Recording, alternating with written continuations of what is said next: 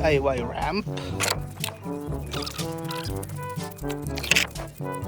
Hello there and welcome to Relaks Media. This is your boy Tito Pabs at medyo mainit na kakatapos ng bagyo, and we are out here sa Darioc Hills, Balintok-Ngatok, Santiago City. Ayan, so okay pala lang maglaro ng RC dito. So we are going to, we have our ramp. Hindi makita. Ayan, rampa. And we have, of course, the Redcat Kaiju, which we are going to test for today. Medyo mainit na, no? Kakatapos ng bagyo. And yeah, we feel for those na nasalanta ng bagyo at na nakalubog pa rin ng bahay as of this time. Yeah, I hope na makabangon po agad lahat tayo sa unos na to. But for now, we are going to test drive yung Kaiju. This is the first time that I'll be able to drive yung Kaiju natin na merong konting freedom kasi obviously walang tao.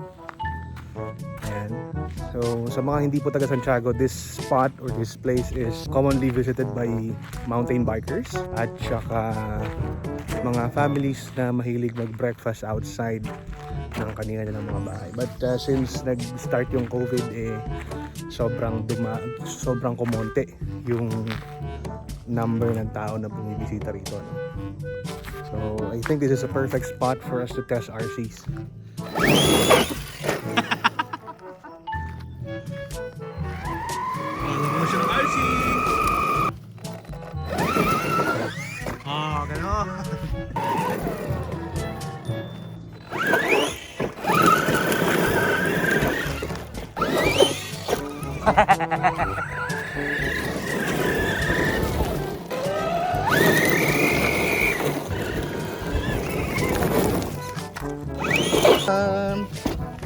Go.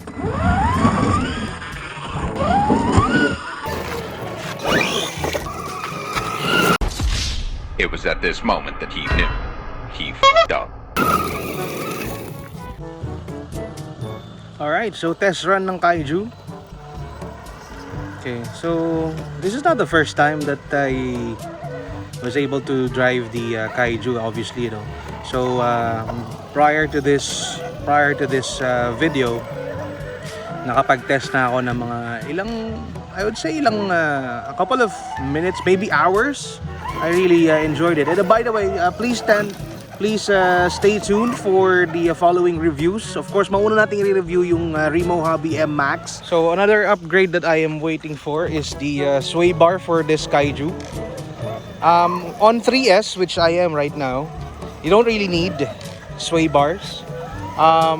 All you need to do is to remount the shock. Yung sa baba lang, what I did was to place it on the outermost mounting options, both for front and rear. So it handles pretty well, pero hindi ko lang sure kung ganun pa rin magiging performance niya pagka dumating na yung 4S batteries. I ordered 4S batteries for this. Currently I'm running 3S because that's the only battery. Those are the only battery packs that I have current. So earlier today, na-drive the wife tong Kaiju, and I'm really glad that she tried driving it. I really wanted her to experience driving an RC, and turns out that she enjoyed it. On 3S, this is fast. I guess 40 kilometers per hour fast.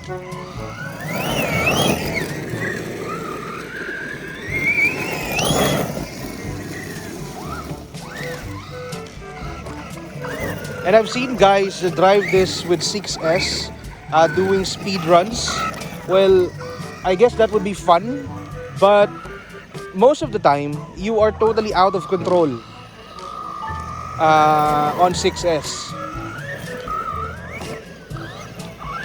I guess 3 and 4S is just the right amount of fun for this vehicle if you want to control. I mean, if you still want to be able to drive the vehicle. Kasi for me, hindi ka mag-i-enjoy pag hindi mo nakokontrol eh. In my book, fun with the RCs still has, must still have the element of control. Yes, it could do insane amounts of standing backflips. It could probably jump higher pag naka 6S ka. Ayun, pero if you're not able to put all of those power down at a certain point na lagi kang hesitant mag full throttle, then I don't think that is fun at all. For speed runs where you will control everything, like ibaba mo ng husto yung wheelie bar, and if you have access to a really long strip of flat ground, then I guess 6S will be the way to go if you just want to be fast going straight. But the fun in these types of RC cars or trucks, bashers, the fun in this is being able to take on jumps.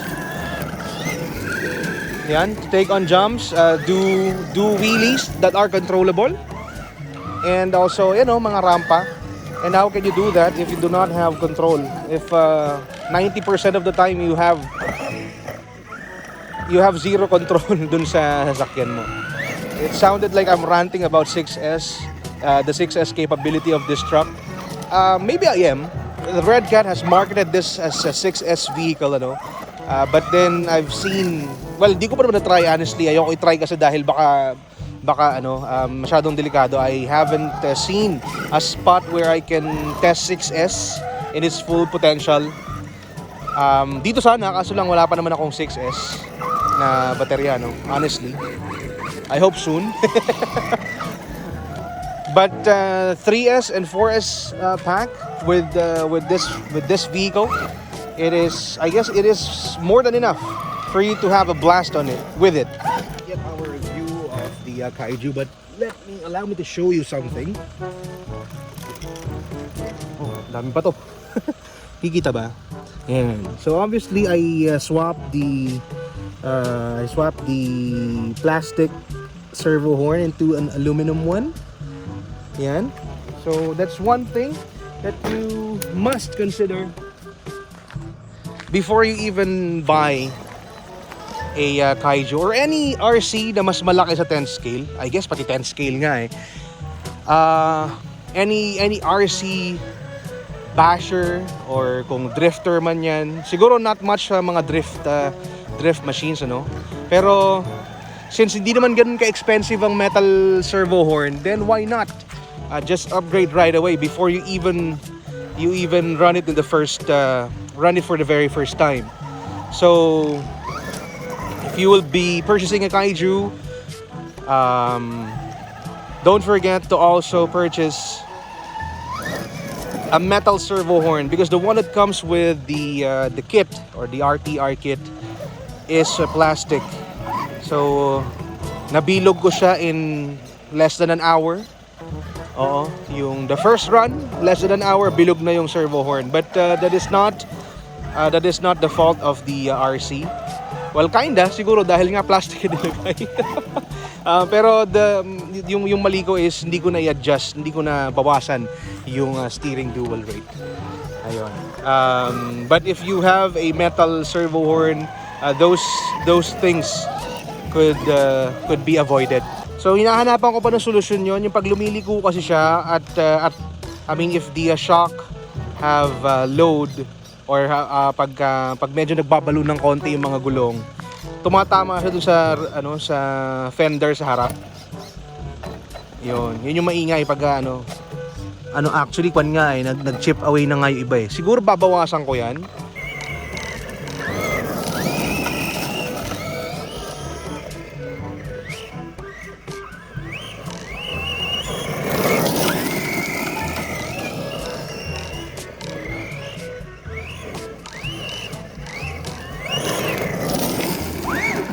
Again, that's running on 3S. And the shocks are doing their job fantastically. Actually, hindi nakikita dito sa video kasi syempre maliit na siya. Unfortunately, I cannot wala pa akong body mount or head mount para dito sa phone. I'm using my phone as my camera. Sana soon magkaroon tayo ng GoPro that I can attach dito sa radio control or parang yung helmet mount siya, no? Or head mounted para na pwede nating sundan. Ayan. So baka naman. Hindi nakikita dito sa camera, but there are a lot of yung mga may mga batong nakausli. Nothing really big enough na pwedeng tumama dun sa mga suspension arms that would cause those arms to break, But as you can see, the Kaiju takes it well. Takes it very well. So I'm really excited to run this in 4S. I can almost imagine what it could do with 4S. So sobrang na-enjoy ko talaga tong RC hobby, So it takes a lot of stress, yung mga takes your anxiety, I guess, away. And there's something about RC jumping that feels absolutely positive. It feels absolutely incredible. So if you're looking to get into the hobby of RCing, well, you can definitely do that. Ayan, hindi naman po requirement ng pag-RC hobby na kailangan mahal yung RC na kukunin mo, There are RC cars like Remo Hobby, the 1/16 scale S Max S. That's S as in snake, S Max na tama lang yung presyo, So if you're from or within Santiago City, you can check our Facebook page, that is facebook.com/myisahobby. That's Isa as in Isabella, Isa Hobby in one word. And if you're interested in getting this truck right here, itong Redcat Kaiju,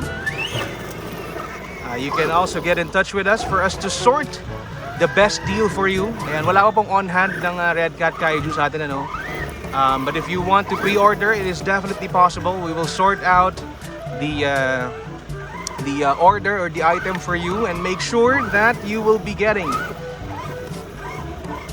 the best price ng na para doon sa RC na gusto mo, We can cater to any brand, yung mga known shelf brands like Traxxas, Arma, ito Redcat.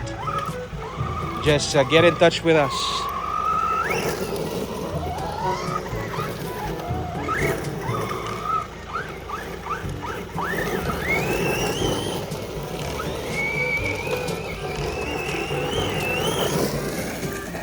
Sarap. Alright, we are about to wrap up this video. So just a few more things. Yan. Just a few more things. If in any case you are going to purchase a hobby grade RC, especially the big ones like this, yan, mga 1/10, 1/8 scale, or even possibly bigger, be a responsible RC driver. Wag niyo pong hayaan na may mga batang maliliit, below maybe 5 or even 6-7 years old na malapit dun sa vicinity kung saan kayo nag-test, especially if your RC truck is able to go fast like this one. Do not give these RCs as gift sa mga bata below 14 years old, Oo. Contrary to popular belief, these are not the regular toys that you will give kids na maliliit pa, yung hindi pa well-oriented when it comes to consequences ng disgrasya. But if you think na kaya mong pagkatiwalaan yung anak mo na maliit pa, driving an RC, just make sure na under strict supervision. Ako, nangangarap ako right now na maging maging mauso itong hobby nito dito sa area namin, because it is a very, napaka-positive ng vibe sa akin ng RCs. Pwede mo siyang gawing outlet ng stress, ganyan. And then you meet friends. Oo. you will meet people na gusto ring maglaro ng RC. And yun nga pala, no, one more thing na gusto kong i-stress out. Please stay away from animals, especially mga aso. Ayaw nila ng RC. I guess the sound that it produces, it's a very high pitch gear sound kasi. Itong Kaiju napakaingay eh. I've seen bigger RCs na hindi ganito kaingay yung gear wind niya. But as much as possible, stay away from animals. Yan, maawa kayo sa mga aso or sa mga pusa. Alright, so that should wrap up this video. If you've reached this part, thank you so much for watching. Soon we'll be moving this channel, or hindi ko pa alam, siguro papalitan ko lang yung pangalan ng channel into a more appropriate RC para mas ma-identify siya as an RC channel. Alright, so that should wrap up this video. Mukhang kailangan ko naman pagupit. So ayan si Kaiju on her first official bashing. No creaking, walang unusual something. Okay. Overall, very much satisfied. Yung ginawa kong rampahan, hindi ako masyadong satisfied. Alright, so that's it. We are wrapping this video. Kaiju. So if you want a Kaiju, go get a Kaiju. If you like what you've seen, please leave a thumbs up. If naboring kayo, nainis, thumbs down. And if you want to see more of this kind of content, please consider subscribing with notifications on. Until then, this is your boy Tito Pabs saying, stay down, stay brown. See you on the next one. Bye-bye. Zoop.